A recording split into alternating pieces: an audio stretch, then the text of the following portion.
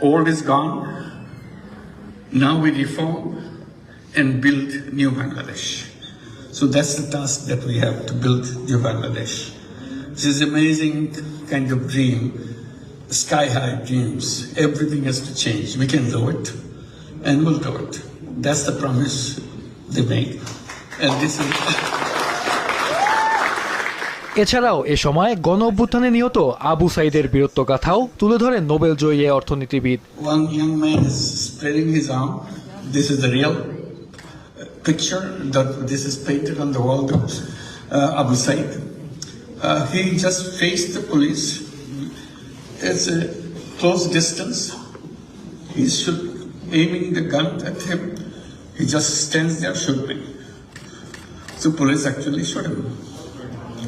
And he's shaken a little bit, and they shoot him again, and he fell.